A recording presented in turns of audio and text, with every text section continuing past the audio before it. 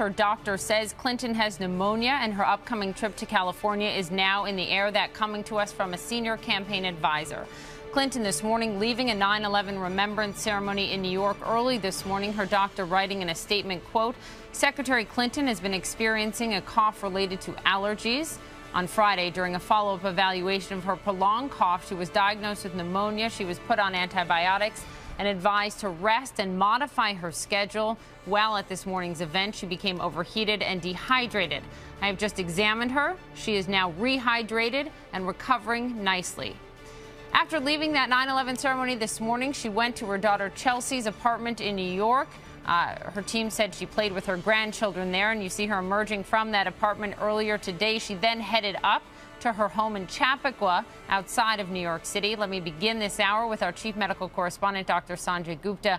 Sanjay, what we know at this hour, not a lot of details. We know from her team she overheated this morning, and we know from her doctor now saying that she was diagnosed with pneumonia on Friday. Interestingly, though, they didn't tell the public or the press about this pneumonia diagnosis. We've just found out about it now. What do you make of all of it?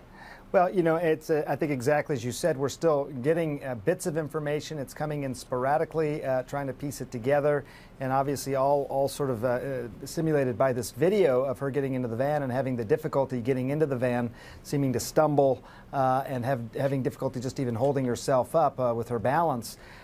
You know, I think that, you know, in medicine, common things are common. So the idea that someone is feeling out of sorts, unbalanced, is having the difficulty walking, getting into the van like we see in this video, could be explained by something as simple as dehydration.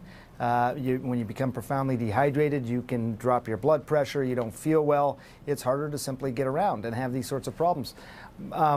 What is interesting, I think, Poppy, and you're alluding to, is at first we hear that she was overheated, and that sort of what caused these symptoms.